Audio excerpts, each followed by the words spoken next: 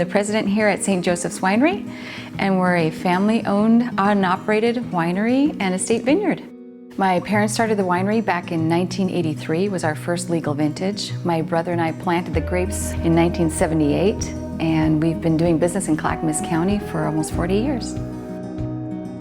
St. Joseph's is a boutique winery, and I say boutique because we're trying to make really interesting wines and not a lot of them. So we make about 5,000 cases of wine a year. And we also do some different grapes that Josef, who founded the place, started with. So we do a Gewürztraminer, which we call L'Esprit, which is spirited, and there's not a lot of Gewürztraminer here in the valley.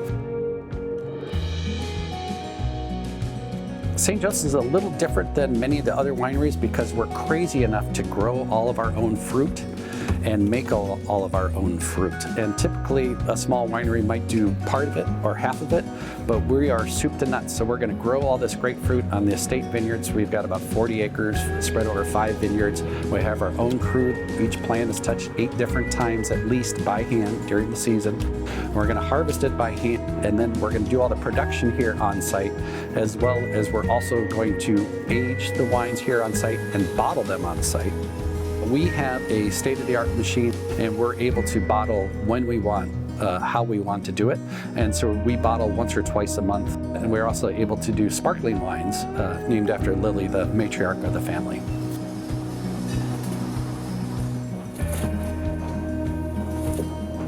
On the production side, we still are really old school. So there's a lot of modern techniques in winemaking. We're doing this really weird thing where we're just sticking to the grapes, using good quality grapes and nice yeast, and taking our time to do it on a slow basis. So typically our wines take 2 to 3 years to get to market, and you might go to a big production or something you find in the grocery store, and you might find wines that were picked 3 months ago on the shelves. In the hundreds of thousands or millions of acres of grapes, we're in the top 1% of sustainability nationally.